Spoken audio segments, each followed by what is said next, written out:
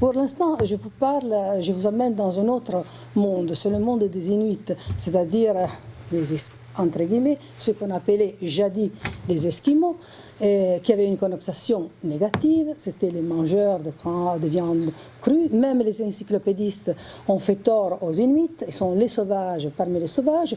Si vous souhaitez, je vous renvoie à un article que je viens de publier en français et qui traite justement de l'image des Inuits chez les encyclopédistes. Donc, parler de la société inuite et de la signification du progrès chez les Inuits, et je souligne que je m'attacherai surtout aux Inuits de Thule, c'est-à-dire aux Inuits polaires, jadis appelés Esquimaux polaires, Inuzuit, qui habitent au nord-ouest de la Groenland. C'est la population qui habite le plus au nord de la planète. Pour vous montrer comment ça se passe, qu'est-ce que c'est le progrès chez les Inuits traditionnels, qu'est-ce qu'il est devenu pendant le choc civilisationnel, colonisation, évangélisation, et qu'est-ce qu'il est le progrès, comment il a ressenti le progrès aujourd'hui. La société inuite traditionnelle, de par sa nature, est conservatrice. Elle a appréhendé le progrès comme une évolution inscrite dans une conception cyclique du temps et orientée vers la conservation. Donc, le maître mot, c'est équilibre, c'est ordre, et c'est, après, si vous voulez, harmonie. Baignant dans une vision animiste du monde, les Inuits ne considéraient pas le progrès comme une succession de ruptures, de bons, mais comme ce que j'appelle l'évolution, restitution de l'ordre, parce que quelquefois il y avait rupture de cet ordre, il y avait un tabou qui était infraint, donc à ce moment-là il fallait réparer, restaurer. Donc ce concept d'évolution, restitution de l'ordre. Ainsi, la société inuite visait à perpétuer un ordre écosystémique, dûment sacralisé, s'enracinant dans un chamanisme qui était vécu comme un fait social, total, Moss. Dans un espace, et vous allez voir comment Moss va comprendre fort bien la société inuite dans un article qui est magistral. Donc, paix sociale totale dans un espace de possible, fortement balisé, mais porté par un mouvement qui est quand même dynamique. Sinon, on serait dans la cristallisation. Reposant sur une vision verticale qui embrasse pas seulement la Terre, mais aussi le cosmos, le chamanisme inuit véhiculait l'image d'un monde qui était un monde, là j'ai utilisé cette image que j'ai photographiée à la baie d'Idisco pendant ma mission en 2011, et là il y a tout. Vous voyez le petit homme là-bas, vous voyez le minéral, la plante et les animaux, parce qu'il y a des insectes, et ce qui dit, et cette pierre qui a un équilibre, c'est un équilibre fragile, mais elle a un équilibre. Et si vous regardez, qu'est-ce que c'est l'homme? Il faut faire attention pour le retrouver, l'homme. J'ai eu du mal au début à voir l'homme. Qu'est-ce que ça dit, cette image? Pourquoi j'ai choisi? Parce qu'au fond, les Inuits, jadis, je parle des Inuits traditionnels, pensaient d'être, ils faisaient corps avec la géographie, leur environnement, et ils pensaient d'être une parcelle infinitésimale d'un tout qui était vital, qui était dynamique, et eux, ils savaient d'être un fragment aussi d'éternité. Donc, ils n'avaient pas l'arrogance qui est la nôtre de se penser, ce que vous avez très bien expliqué, au centre de l'univers. Donc, contre l'anthropocentrisme, vous avez des gens qui sont au fond les sauvages des sauvages d'après des Jocourt, mais qui quand même ils ont déjà eu cette intelligence de savoir penser le rapport à l'environnement, à l'autre, en donnant la même dignité, parce que la plante, l'animal, le minéral et l'homme ont une âme. Ils sont dans l'animisme. Et reposant donc sur une vision verticale qui, je répète, embrasse la Terre, mais aussi le cosmos, le chamanisme véhiculait l'image de ce monde en équilibre et façonnait l'ordre social en sacralisant et perpétuant deux fondements identitaires: la mémoire des origines et de la connaturalité entre les étangs. La conservation de l'équilibre écosystémique. Donc, je reprends le mythe des origines, c'est un mythe cosmogonique inupiate qui dit que dans le brouillard matriciel des origines, il n'y avait pas de lumière, toute fracture ontologique interrègne était proscrite. Et dans cette immanence transcendante qui est le propre de la pensée inuite traditionnelle, le tout était unitaire. La substance perdurait par-delà le balai des formes, parce que nous sommes dans une vision de métamorphisme, vitalisme, changement, dans la conservation, parce qu'après on revient à l'équilibre. Et lié par une relation étroite et de cousinage, je pensais au dernier séminaire de Sylvie, il y avait une forme de cousinage, entre guillemets, entre les hommes et les animaux. Ils pouvaient dialoguer car ils parlaient la même langue, ce n'était pas Babel encore, et ils pouvaient se métamorphoser les uns dans les autres, et de ces métamorphoses on a mémoire dans les pratiques et les séances chamaniques, sans nuire à l'harmonie cosmique. Ça, c'est très important. Et la mémoire de la parenté entre l'homme et l'animal demeure encore aujourd'hui dans le mot inua, qui désigne tant l'âme humaine que celle de l'animal. Ainsi, le chamanisme offrait une narrative du monde et, pour ainsi dire, une mythisation du social. Nous avons parlé de l'équilibre. La première image, la deuxième, c'est celle d'un chaman. La morphologie sociale des communautés inuites se devait d'assurer l'équilibre entre deux mouvements antagonistes. L'un centrifuge, c'était l'anarchie, et l'autre centripète, le communalisme, en les transcendant dans une configuration sociale hybride qui était sensible, et là on reprend Mauss, aux ajustements saisonniers. C'est-à-dire l'été, la pulsion centrifuge, l'individu s'affirme, la chasse, le sexe, etc. Pendant l'hiver, c'est une pulsion centripète. Le groupe, qu'est-ce qu'il fait? Il se affirme. Il y a mémoire de la groupalité et transmission des mythes et des cosmogonies.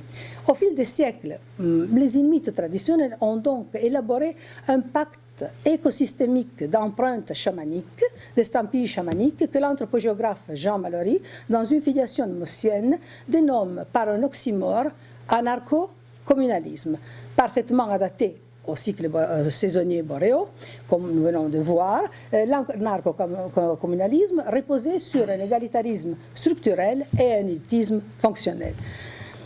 Structurellement donc égalitariste, foncièrement méritocratique, c'était le meilleur qui était choisi, et fonctionnellement élitiste, la société inuite s'est dotée d'un commandement temporaire s'il y avait famine, s'il y avait un problème à gérer difficile.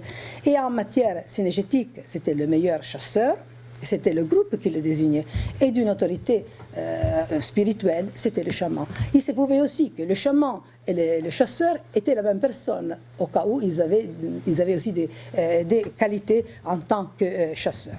L'intuition inuite de la connaturalité entre l'homme, l'animal, la plante et le minéral, la pierre aussi est vivante, s'est cristallisée dans un corpus très compliqué de règles réglementaires encadrant une économie qui était d'autosubsistance et une organisation sociale du partage.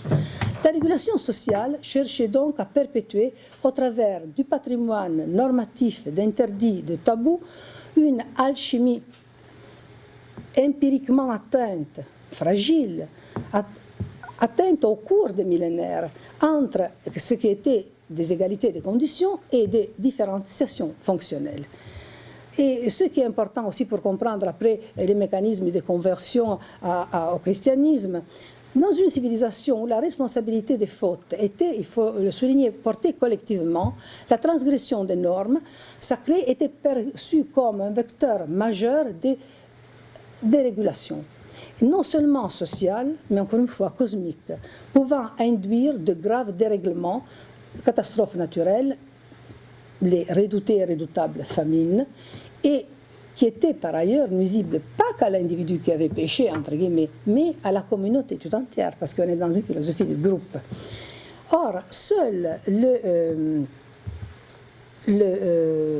l'angakok, c'est-à-dire le chaman, ceux que les missionnaires appelleront les sorciers, était habilité à rétablir l'ordre. Car il était passeur entre les règnes. C'était la médecine, le thaumaturge, celui qui reliait, le relieur entre les différentes parties du groupe socio-symbolique, c'est-à-dire les vivants, les morts, les à naître et les esprits. Et les esprits. Parce qu'il y a ce que je disais avant, le réel, il est visible et invisible. Et dans le monde des invisibles, il y a bien évidemment ces esprits qui peuvent quand même se matérialiser, se manifester. Dont le fait que le chasseur, même aujourd'hui, vous avez des contes qui rappellent ces rencontres avec les esprits auxiliaires ou néfastes, ambivalents, volubiles, et qui reviennent dans les récits qui ont été recueillis même tout récemment dans les années 2000-2010 par les ethnologues. Et là, le Canada, il est bien à l'avance parce que vous avez toute une série d'études tout à fait remarquables. Et je reviens donc à Alain Gacok, et qui était, lui, au fond, le garant de cette harmonie écosystémique. Et tout au long de sa initiation, qui était quand même difficile, longue, je n'entre pas dans les détails, on n'a pas le temps, le chaman a accédé à ce qui est le plus important, le lumineux, à une intelligence empathique, à la fulgurance des équilibres cosmiques. Ainsi, la Gacok se faisait agent d'un progrès qui était perçu comme une évolution inscrite au sein d'une cyclicité immanente. L'Angakok, qui était le restituteur de l'ordre, mais qui n'était pas un démiurge, qui accompagne et réalise des potentialités restées enfouies ou inaccomplies. En cela, il se différencie du mage alchimiste qui est cher aux philosophes naturalistes de la Renaissance, qui accompagne, intervient dans l'accomplissement du dessein divin, sujet que j'ai longuement traité de manière comparatiste dans mes travaux récents. Canonisant donc la hantise de l'informe, du dérégulé et de l'entre-deux, l'édiction sociale des tabous, dont le chaman était l'interprète, le garant et le juge, s'est configurée, encore une fois, comme l'expression défensive d'une société qui était en quête tout le temps d'ordre et, pour être plus précis, de perpétuation de l'ordre. Métaphore visuelle, donc vous le voyez, l'ours, la métamorphose du chaman en ours. Les objets, notamment les miniatures zoanthropomorphes, demeurent, à mon sens, l'exemple le plus emblématique de la transcription culturelle, de la matérialisation d'une vision chamanique reposant sur la connaturalité ontologique des règnes. Les objets sont de facto les messagers de la pensée chamanique inuite, et pas que de la pensée chamanique inuite, sont tout court les messagers de la pensée inuite en tant aussi qu'objet mémoire, que vestige mémoriel qui raconte l'histoire, car les Inuits, vous l'avez dit très bien, les peuples dits premiers ne sont pas en delà de l'histoire, ce n'est pas une vision ahistorique, ils sont dans l'histoire, leur propre histoire qui s'est transmise par l'oralité. Et après il y a eu la rencontre avec notre Occident, et donc à ce moment-là il y a eu une autre histoire faite de rencontres et de mésencontres avec la LAC, c'est-à-dire l'étranger, et dans le cas des Inuits du Groenland, les Danois. Ce qui a engendré des formes qui sont plus ou moins accomplies de métissage. Je n'ai pas le temps pour commenter, mais là vous voyez le squelette visible, et c'est le moment de la transformation du chaman en ours. Et là vous voyez comment le museau est allongé, ça c'est un trait chamanique. Les deux premiers, le premier au squelette et celui qui sont conservés au Musée canadien des civilisations, sont de la période d'Orsay, c'est-à-dire nous sommes entre moins 1000 et 1000 après Jésus-Christ. Et après, j'ai fait comme clin d'œil, j'ai pris deux petits ours chamaniques très jolis. Nous sommes à la fin du XXe siècle, donc c'est relativement récent. Qu'est-ce qui me fait signe? Quel est le marqueur? Quel est, au fond, l'indice qui me dit qu'il y a une survivance chamanique, même dans ces objets qu'on dit objets souvenirs qui vont rien, etc., parce que les Inuits ont tout oublié. Non, c'est le museau. Ainsi que si vous voyez des chiens qui ont deux têtes, etc., et si vous voyez le traîneau et le petit Inuit qui avance, ben, c'est-à-dire, attention, ils sont en train de faire une migration, il y a une famine et ils sont guidés par l'esprit. L'esprit de qui?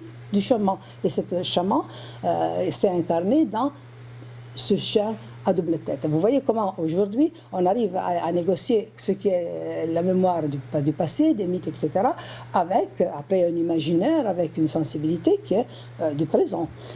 Et c'est des grands artistes tout à fait, dont l'œuvre est tout à fait intéressante.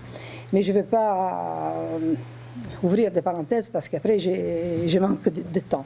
Donc la notion du progrès chez les Inuits, encore une fois, et notamment chez les Inuits polaires, la population la plus septentrionale de la planète, ne peut être appréhendée, à mon sens, si l'on fait abstraction de l'histoire. Elle doit donc être contextualisée. Ils ont été découverts relativement tard, en 1818, par le capitaine John Ross, et ils ont vécu à peu près dans un certain isolat, entre guillemets, jusqu'aux années 1950. Il faut souligner qu'il existe depuis toujours une fracture entre le sud-ouest du Groenland, et colonisé, cristallisé depuis le XVIIIe siècle sous la couronne danoise et notamment par le missionnaire luthérien Hans Egede, et la partie nord-ouest du Groenland. Et là, nous sommes dans un cadre encore différent parce que cet isolat a fait si qu'ils ont été à l'écart d'un processus souvent agressif d'occidentalisation et des systèmes d'échange. C'est l'archéologie des contacts interethniques entre les Inuits et les Blancs permet de suivre les transformations socio-économiques, les processus syncrétiques, les métissages des savoirs, techniques et croyances qui furent engendrés par la colonisation du territoire et l'instauration d'une économie du troc et plus tard monétaire. Il s'agit là de retracer, à mon sens, l'anamnèse du passage de l'idée d'un progrès comme évolution-restitution dont j'ai parlé dans le cadre d'un temps cyclique au progrès à l'occidental, linéaire, bien illusoire par ailleurs, sous le signe du matérialisme, du consumérisme, de l'après-guerre, jusqu'à la recherche aujourd'hui d'une conception nouvelle du progrès issue de l'articulation-harmonisation entre tradition et modernité, le local et le global, dont il parle très bien le professeur Thibault Martin de l'Université de Laval, et la crise environnementale que nous sommes en train de vivre. L'Arctique est devenu la poubelle de l'Occident, il ne faut pas rêver. Et donc aussi redécouvrir pas la philosophie naturelle des Inuits, cette écosophie, mais c'est le moment où les Inuits peuvent se réapproprier de leur fierté, car ils ont pensé un système écosophique, ce que nous n'avons pas fait. Découverte en 1818, cette région qu'on appelle Thule, parce que quand il est arrivé, après Erasmus en 1909, il a débaptisé Umanak, ça signifie le cœur, à Inuktitut, pour le nommer Thule. C'est Virgile, c'est Sénèque, c'est le mythe occidental, et donc on impose le nom au premier comptoir privé créé à Thule, Umanak, en 1909, et après on a la création aussi de la première mission, qui fait qu'en 1909, l'explorateur et l'ethnologue dano-groenlandais Knut Rasmussen, métis, et son associé Peter Freuchen installent le premier comptoir privé de Thule, anciennement appelé par les autochtones, comme j'ai rappelé, Umanak, finançant, grâce aux bénéfices dégagés, les 7 célèbre expédition de Thule 1911-1933. À la même date, l'on assiste à la création de la mission luthérienne stable. Ainsi, les Inuits polaires sont confrontés à la fois à une forme, je dirais, embryonnaire d'économie de marché qui se double de l'imposition d'une religion révélée. Et en 1915, l'introduction de la monnaie locale, et ça sera la couronne groenlandaise, sonne le glas de ce qu'elle avait été depuis toujours une économie du troc. Ces chasseurs animistes évoluent entre une pluralité de temporalité qui de surplus sont conflictuels. Vous avez encore le temps cyclique des saisons qu'informe l'ordre social, l'anarcho-communalisme, le temps chamanique, des rites, le temps halogène, linéaire dans ses différentes et entrelacées déclinaisons, imprimis le temps de l'Église, le temps du marchand qui contraint les Inuits à quitter progressivement, et je cite Michel Onfray, l'archipel des nomades, c'est-à-dire à se sédentariser. S'accompagnant à une campagne, bien évidemment, d'alphabétisation, la christianisation comporte l'éradication des pratiques, entre guillemets, païennes et les mœurs réputées sauvages, notamment l'échange des femmes, la coupe des cheveux, ainsi de suite. Il y a toute une série de violences que les Inuits ont dû supporter. Toutefois, les Inuits polaires procèdent, et c'est là leur force, masqués, pratiquant de facto un dualisme religieux et affichant parfois un christianisme qui n'est que de façade. Nous sommes dans les années 1910, 1920. Jusqu'à 1950 perdure ce dualisme culturel qui est favorisé aussi par le fait qu'ils sont en isolat, qu'ils n'ont pas beaucoup d'échanges avec l'extérieur et qui sont assez protégés aussi par la politique danoise. En 1951, c'est la rupture, la fracture dans l'histoire de ce que j'appelle la déculturation des Inuits. En pleine guerre froide, vous le voyez, l'installation de la base nucléaire ultra secrète de Thule, 5000 Américains débarquent face à 302 Esquimaux polaires. Et c'est à l'origine d'un choc civilisationnel majeur. Et en 1953, on en rajoute. Les Esquimaux de Thule sont expulsés de leur capitale. Les Américains ont créé Kanak Thule, vous voyez bien au nord, dans un territoire où il n'y a pas de gibier, où il y en a moins qu'à Omanak, donc ils sont encore plus pauvres, dépossédés, parce qu'il n'y a pas de compensation. Et ce qui est terrible, c'est que ces Inuits polaires, ils se trouvent confrontés à une modernité dans la forme la plus violente, c'est celle des militaires. Et il faut savoir que le détroit de Thule est l'une des, je dirais, du point de vue géostratégique, c'est l'un des endroits les plus importants dans la défense états-unienne, même aujourd'hui. Il a été renégocié aussi la présence américaine et aussi pour l'installation d'autres missiles plus modernes en 2004. Donc vous voyez, il y a une raison. En 1941, c'était la guerre, mais après la guerre, c'était la guerre froide. Avec la guerre froide, il y a eu donc cette invasion qui, pour un peuple traditionnel, 302 personnes au passage, déstabilise complètement.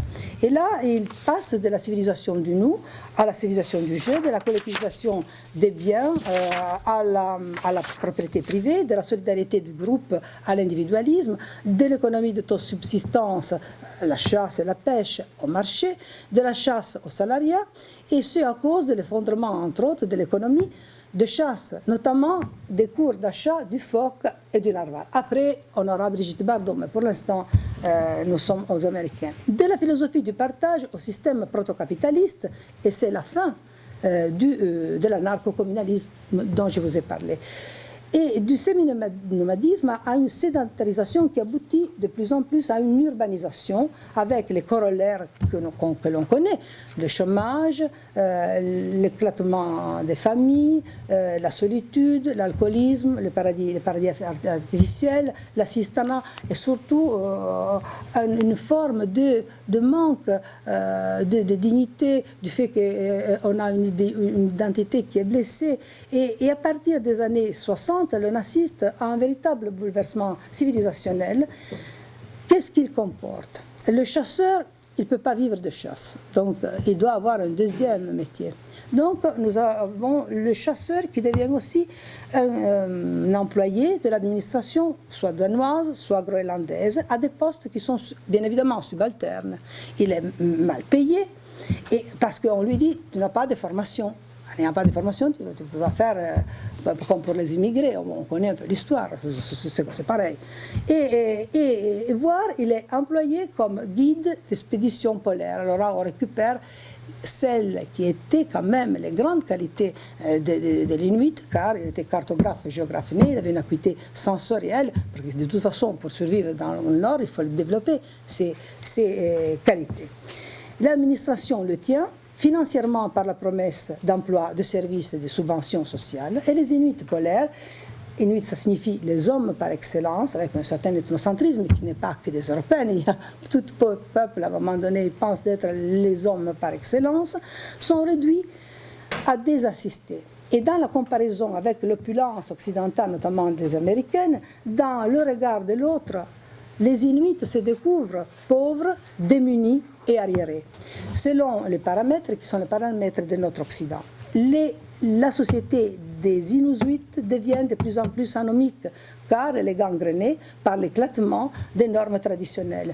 Privée de ses repères ancestraux, qui fondaient une solidarité mécanique de type communautaire, sans qu'il soit remplacé par l'émergence d'une solidarité organique moderne, la société inuit connaît l'implosion de l'ordre social traditionnel. L'imaginaire d'un progrès linéaire, prométhéen et conquérant à l'occidental, le nôtre, auquel les ennemis finissent, je ne dirais pas par adhérer franchement, mais par se conformer, s'avère une véritable imposture. Progrès qui est synonyme de dérèglement social, crise de la régulation sociale d'abord, puis de cadre d'intégration. La société inuite contemporaine connaît donc cette anomie comme mal de l'infini, engendrant l'absence de limitation et en même temps la frustration des possibilités d'agir. Ce qui comporte le déplacement des référentiels de comparaison, de l'autre référentiel des Inuits, les hommes par excellence, à la comparaison monétisée avec un Occident de l'abondance, qui impose des modèles halogènes, consuméristes, matérialistes, véhiculés notamment, comme vous l'avez dit très bien, par les médias, par Internet et par le marketing. Marginalisés, relégués dans un état de minorité, les Inuits connaissent le drame de l'alcoolisme et de la drogue.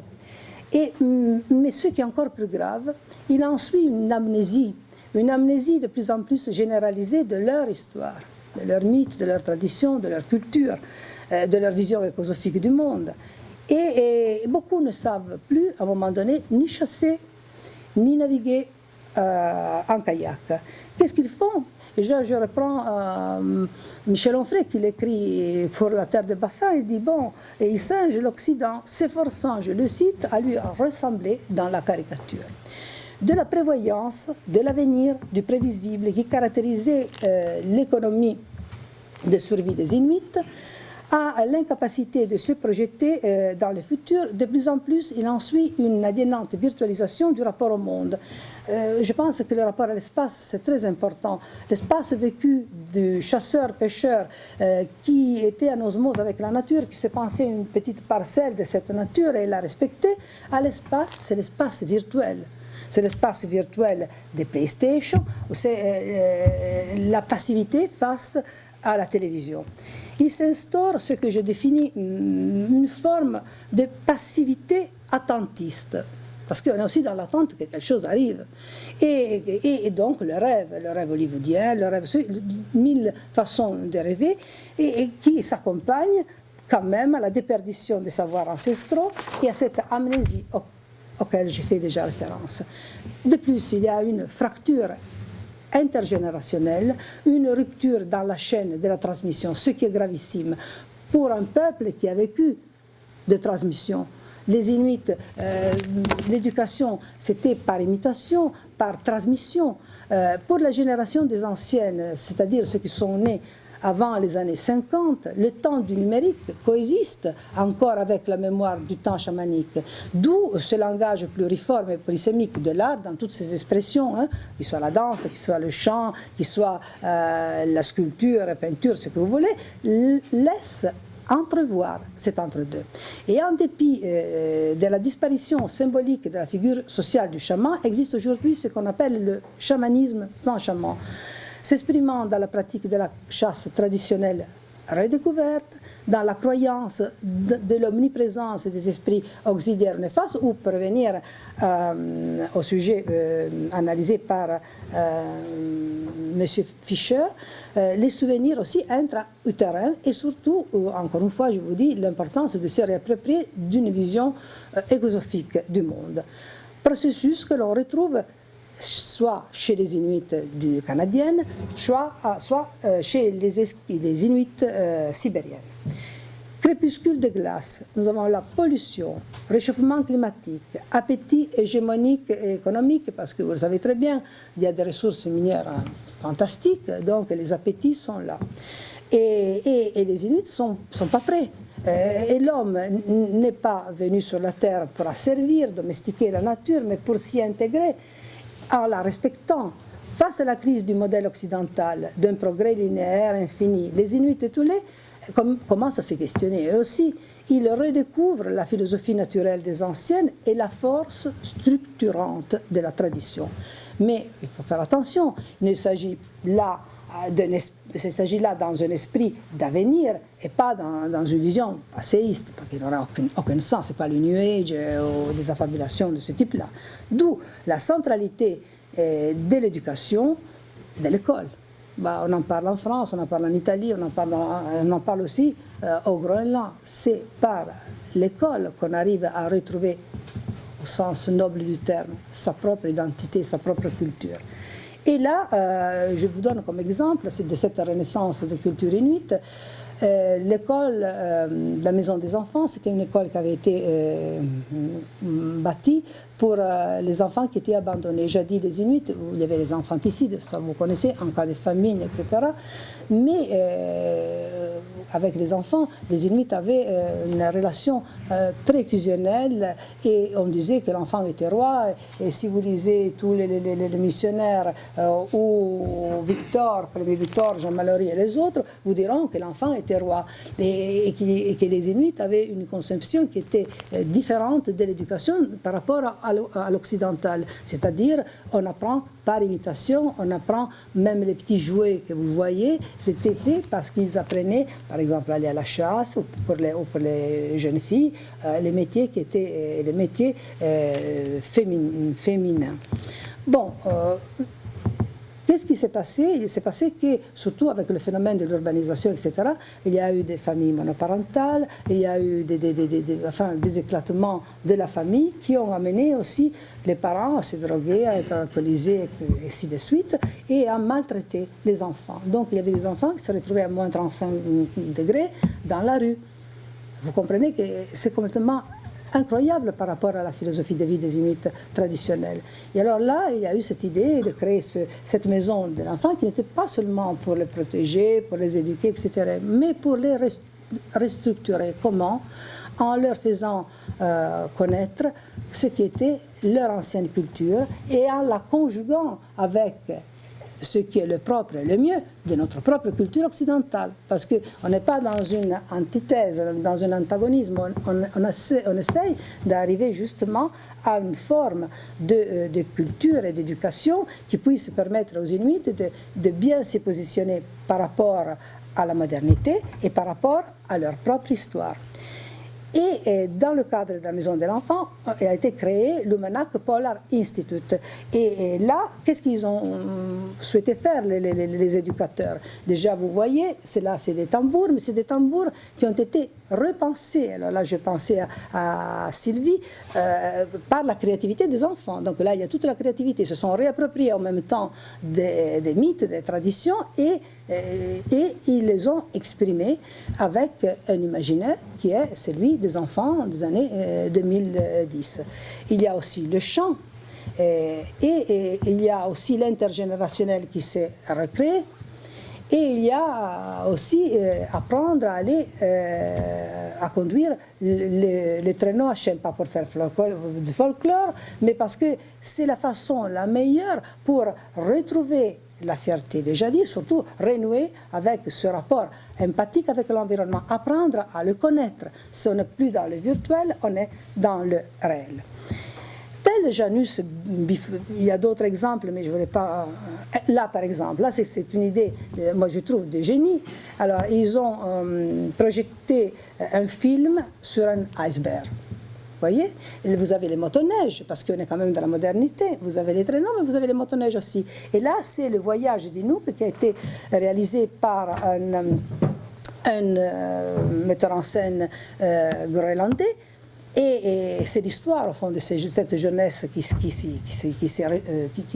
découvre la tradition, mais qui se projette aussi dans le futur, d'où cette séance tout à fait quasi surréaliste, mais d'une beauté, je trouve, d'une poésie qui me touche. Tel Janus Bifron, l'imaginaire d'un progrès, oserais-je dire, rétro-futuriste, qui regarde à la fois vers le passé et se projette dans le futur, semble séduire les jeunes générations. Progrès qui s'enracine, encore une fois, dans une vision écosophique du monde hérité des anciennes et reconnaît les opportunités de la modernité. Il s'agit là d'œuvrer pour l'édification de nouveaux modèles civilisationnels qui se placent sous le signe d'un humanisme écologique, et l'expression artistique témoigne de cette quête qui est avant tout une quête de sens. Ainsi, les objets deviennent encore une fois les messagers d'une pensée inuite à l'œuvre.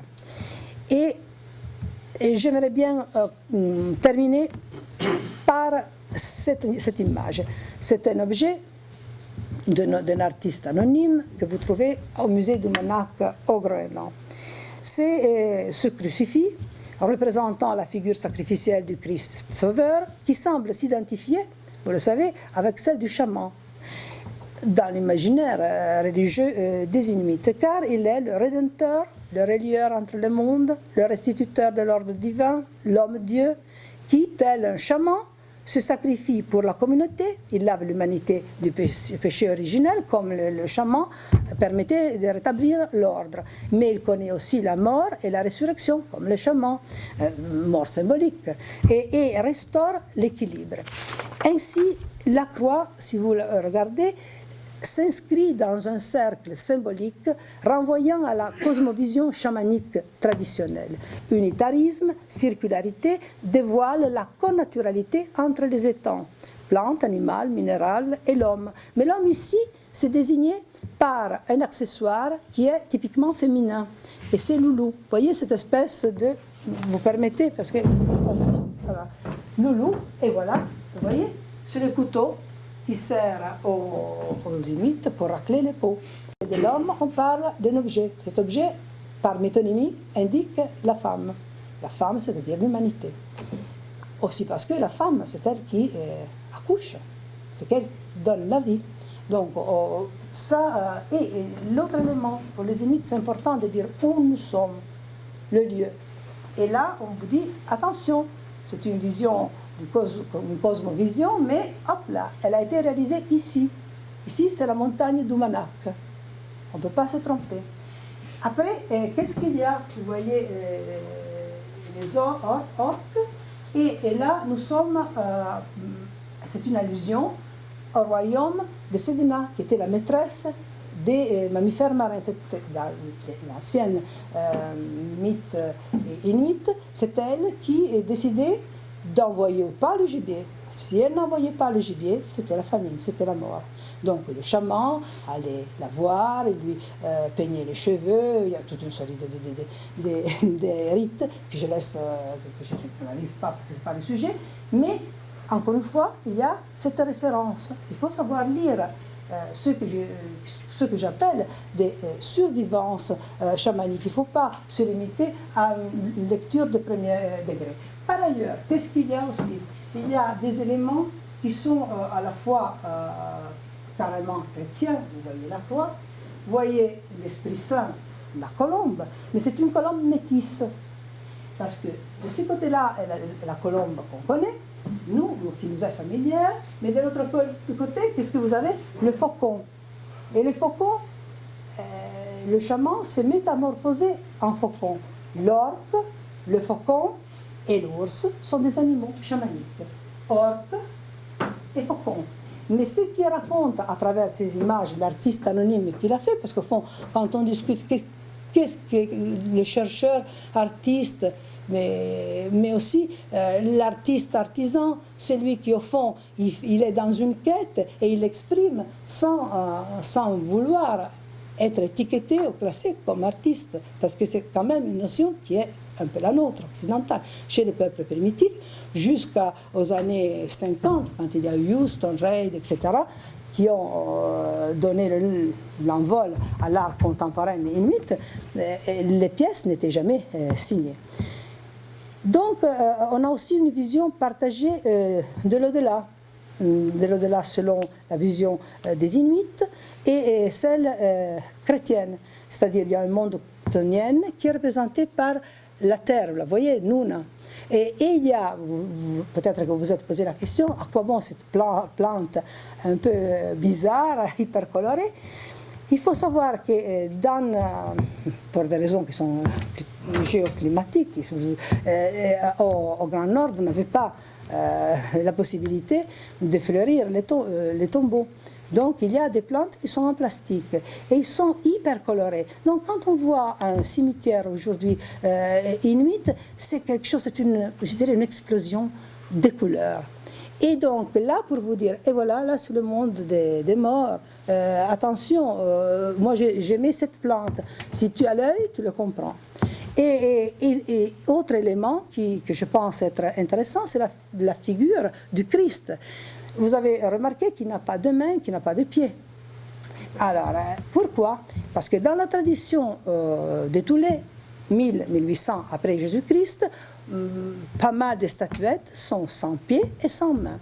Donc, c'est un canon, entre guillemets, de l'art inuit qui se mélange avec les canons occidentaux, le Christ, la barbe, la couronne, l'épine et le pagne. Il n'a pas de pied ni de main. Non. Pas de pied ni de main. Non, il n'y a pas, tu vois. Et de matrice syncrétique, cette image reflète, il y en a d'autres que j'aurais pu commenter, une conception à la fois écosophique qui suggère, je dirais, la réconciliation entre une conception traditionnelle d'empreinte chamanique et une forme de modernité, de spiritualité qui est appréhendée au travers d'un christianisme, je ne peux pas dire franciscain, mais je peux dire primitif, parce que le social est très important, la dimension sociale est très importante et le rapport à la nature aussi. Se donne ainsi à voir un espoir, une espérance d'articulation entre éléments endogènes et des apports allogènes autour d'une nouvelle notion de progrès qui s'enracine dans un humanisme écologique partagé. Je vous remercie.